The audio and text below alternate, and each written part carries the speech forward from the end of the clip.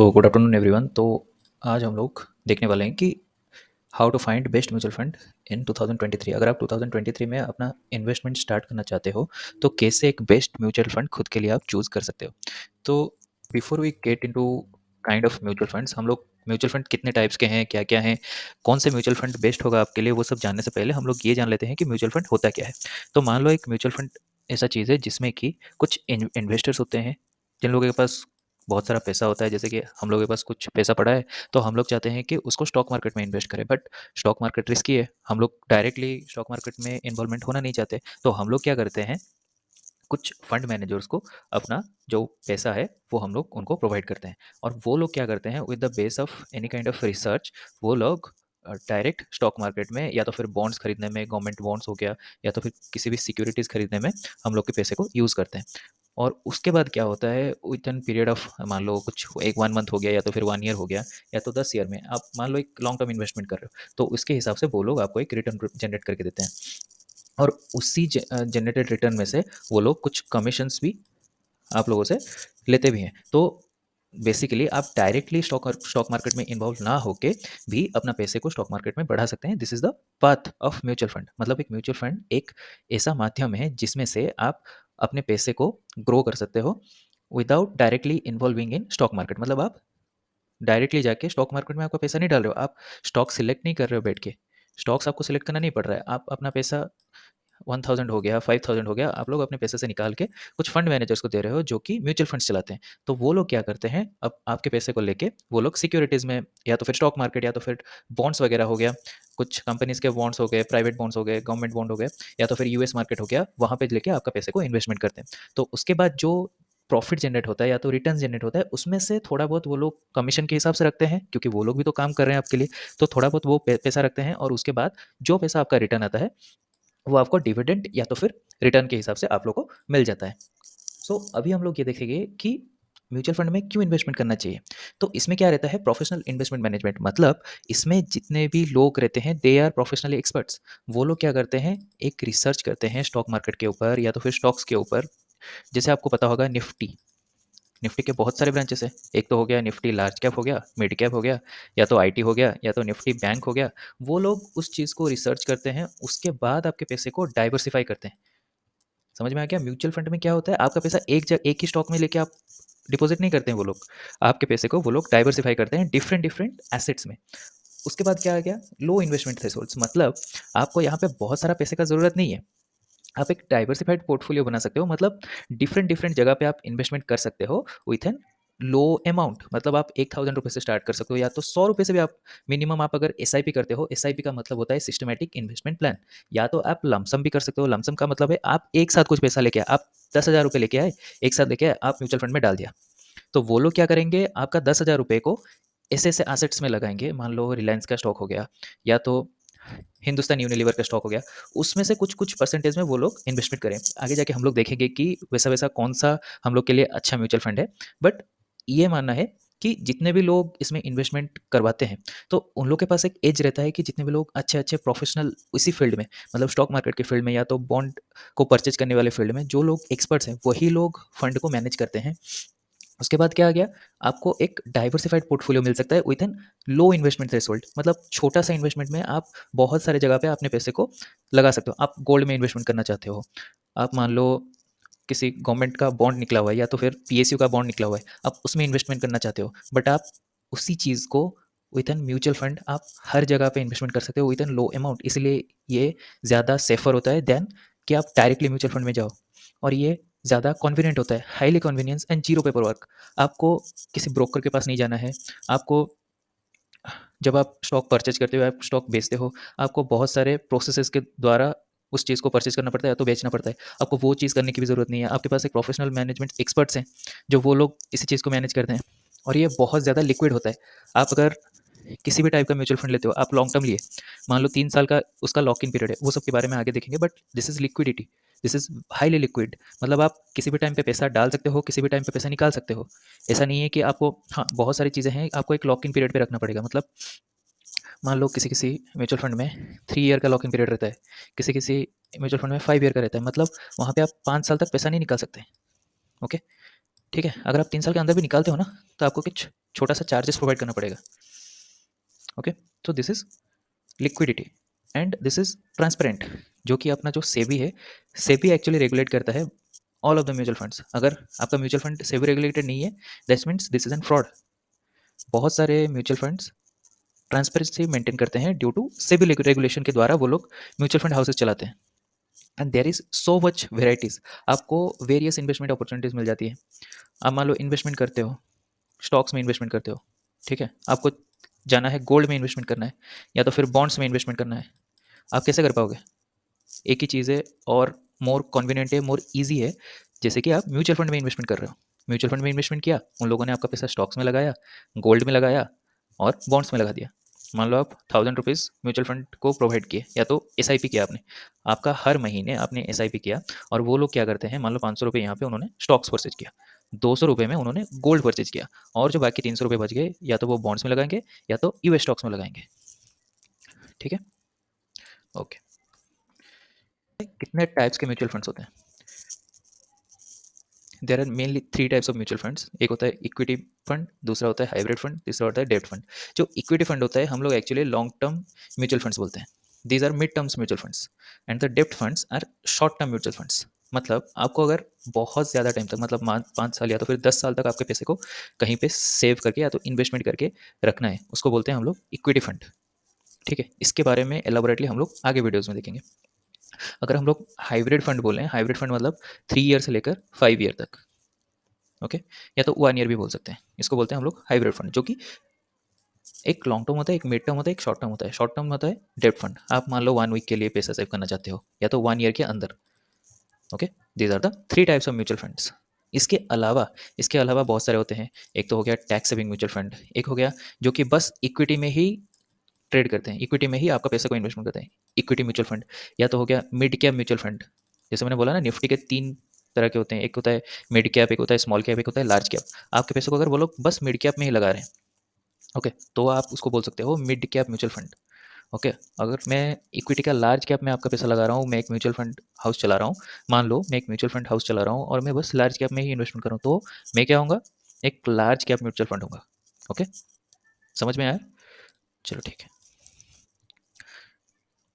So I hope आपको ये video थोड़ा बहुत इन्फॉर्मेटिव लग रहा होगा।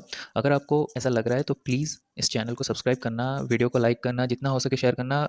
मान लो आप इस चीज़ के बारे में पहले से जानते हो, बट ऐसा कोई होगा जो इस चीज़ के बारे में पहले नहीं जानता होगा, तो प्लीज़ उस चीज़ को दूसरों तक शेयर करो ताकि उन लोग को भी पता चले कि म्यूचुअल फंड एक चीज़ होता है, स्टॉक मार्केट एक चीज़ होता है। वो लोग भी अपने एसेट को ग्रो कर पाएँ, उनके पास पैसा होगा बट वो लोग अच्छी जगह पे नहीं इन्वेस्टमेंट कर पा रहे होंगे। ठीक है, okay, let's get back to the video. So कैसे आप एक अच्छा म्यूचुअल फंड पिक कर सकते हो? There are certain points. Old is gold.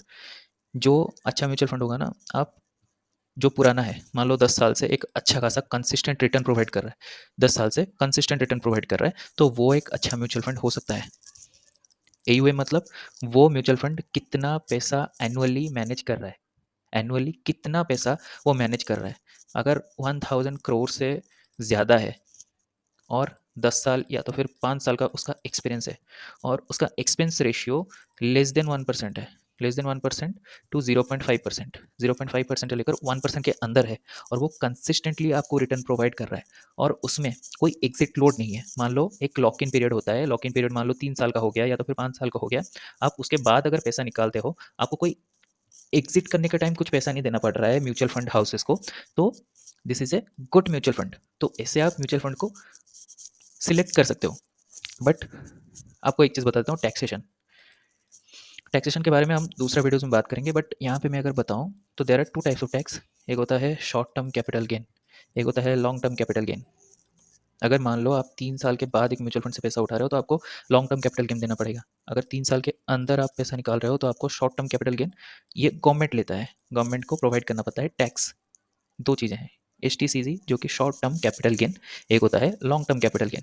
अगर आप 3 साल के बाद आपका पैसा उठा रहे हो तो आपको छोटा मोटा रकम देना पड़ेगा एक टैक्स के हिसाब से गवर्नमेंट को, कि आपने इतना पैसा लगाया था, इतना पैसा आप उसने उसमें से जनरेट किया, स्टॉक मार्केट या तो फिर किसी भी चीज़ में जनरेट किया, म्यूचुअल फंड में दिए थे, म्यूचुअल फंड से जब आपने जनरेट किया तो आप उसके हिसाब से कुछ मनी गवर्नमेंट को टैक्स देना पड़ता है। ओके, ये हो गया। तो हम लोग कैसे स्टॉक मार्केट या सॉरी म्यूचुअल फंड पिक कर सकते हैं। बट तो जैसे कि अभी आप देख सकते हो, मैं ETmoney.com के वेबसाइट पे आया हुआ हूँ और यहाँ पे मैं देख रहा हूँ कि कौन सा म्यूचुअल फंड मेरे लिए सही है। तो there are 3 kinds of mutual fund. एक होता है इक्विटी, जैसे कि हमने बताया था इक्विटी फंड्स। इक्विटी फंड्स क्या होता है? जो कि लॉन्ग टर्म होते हैं। एक होता है डेब्ट फंड। डेब्ट fund is short term to medium term. और हाइब्रिड फंड्स क्या होते हैं? For medium to long terms. There are 3 types of mutual funds. तो अगर अपन शॉर्ट टर्म म्यूचुअल फंड की बात करें, there are categorised by 3 types of. एक होता है मार्केट कैपिटलाइजेशन। मार्केट कैपिटलाइजेशन मतलब अगर मान लो वो लार्ज कैप में, वो फंड जो है वो लार्ज कैप में ही इन्वेस्टमेंट कर रहा है, या तो फिर मिड कैप में इन्वेस्टमेंट कर रहा है, या तो स्मॉल कैप में इन्वेस्टमेंट कर रहा है, तो उसके हिसाब से हम लोग उसको सिलेक्ट करते हैं। एक मान लो लार्ज कैप इंडेक्स फंड है। लार्ज कैप इंडेक्स फंड मतलब they are passively invest in top 100 companies. मतलब वो लोग डायरेक्टली इन्वेस्टमेंट नहीं कर रहे हैं। अगर डायरेक्टली इन्वेस्टमेंट करते तो वो लार्ज कैप फंड होता। लार्ज कैप इंडेक्स फंड मतलब वो लोग इन इंडेक्स में वो पैसे को इन्वेस्टमेंट कर रहे हैं। बहुत सारे टॉप परफॉर्मिंग म्यूचुअल फंड यहाँ पे मिल जाते हैं। मान लो इक्विटी के top top performing mutual fund हम लोग देखें, क्वांट टैक्स प्लान। मतलब ये एक टैक्स सेविंग म्यूचुअल फंड है। तो ये देखो एन ए वी क्या होता है? Net asset value. Net asset value.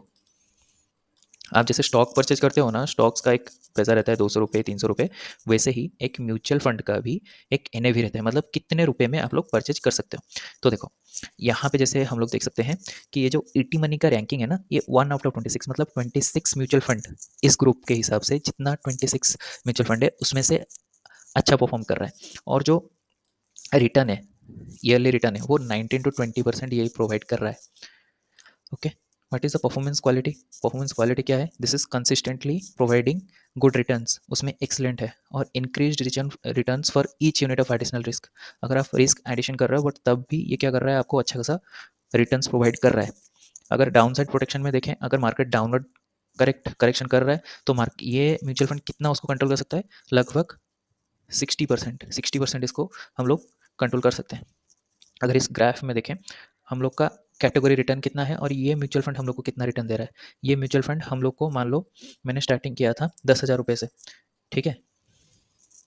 Investment amount मान लो 10,000 रुपये से किया था। अभी अगर मैंने 2018 से इन्वेस्टमेंट किया होता तो 2023 तक SIP किया होता, तो 2023 तक वो मेरा दिस फंड मेरे को, अगर मैंने 6 लाख रुपये इन्वेस्टमेंट किया होता तो इसका कैटेगरी एवरेज मेरे को 8,30,000 रुपये प्रोवाइड करता। But this fund will provide me 11,60,000। क्या ये बुरा है? बिल्कुल भी नहीं। तो यहाँ पे हम लोग जब देखें तो एक्सपेंस रेशियो हमारे राडार में आ रहा है। मैं जैसे बोला था 0.5% से लेकर हम लोग 1% तक ले सकते हैं। All right. उसके बाद देखें एग्जिट लोड इज 0%। हम लोग को कोई एग्जिट लोड देना नहीं पड़ रहा है। और जो AUM है, फंड साइज है, वो 3,198 करोड़। अच्छा खासा ये फंड मैनेज कर रहे हैं। और लॉक इन पीरियड कितना है? 3 साल। आपको एक अच्छा खासा इन्वेस्टमेंट भी करना है तो 3 साल मिनिमम आपको पैसा रखना पड़ेगा। ओके। और इसका एज कितना है? 10 साल है। बहुत पुराना है। ओके। मिनिमम इन्वेस्टमेंट आप कितना कर सकते हो? SIP आप 500 रुपये से कर सकते हो, लमसम भी आप 500 रुपये से कर सकते हो। मतलब आप मंथली 500 रुपये इसमें इन्वेस्टमेंट करके आपको एक अच्छा खासा रिटर्न प्रोवाइड करवा सकता है ये। This is both equity and ELSS। मतलब एक टैक्स सेविंग फंड भी है और एक इक्विटी फंड भी है। इक्विटी में डायरेक्ट इन्वेस्टमेंट करते हैं। तो अगर यहाँ पे मैं देखूँ, ये फंड मेरे को रिटर्न कितना प्रोवाइड कर रहा है? Annualise return 27%। ओके। अगर कैटेगरी एवरेज देखूँ 13% प्रोवाइड करता है। अगर मैं FD में उसी पैसे को लगाता तो वो मेरे को कितना प्रोवाइड करता? 7%। और अगर मैं गोल्ड में इन्वेस्टमेंट करता तो वो 13% मेरे को रिटर्न देता। तो this is good, right? Okay. So जैसे कि मैंने बताया था, ये जो है इक्विटी में इन्वेस्टमेंट करता है। इक्विटी में कौन से फंड में इन्वेस्टमेंट? देखो लार्ज कैप में जैसे इसने 77% का इन्वेस्टमेंट रखा हुआ है, और मिड कैप में 8% और स्मॉल कैप में 11%, मार्केट कैपिटलाइजेशन वाइज। और कौन से सेक्टर में ये इन्वेस्टमेंट करता है? पहले तो ये financial sector, then energy sector, उसके बाद कंज्यूमर स्टेपल्स, मतलब जैसे टाटा कंज्यूमर प्रोडक्शन हो गया, और कंस्ट्रक्शन, उसमें इन्वेस्टमेंट करता है। और किस इसमें अच्छा खासा स्टॉक होल्डिंग क्या क्या है?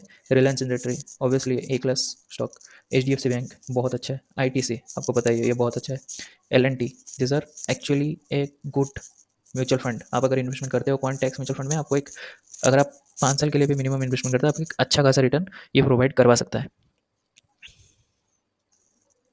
तो यहाँ पे रिस्क फैक्टर भी वही है, हाई हेवीली रिस्क है। तो उसके बाद हम लोग देखेंगे कि कौन कौन ये फंड को मैनेज कर रहे हैं।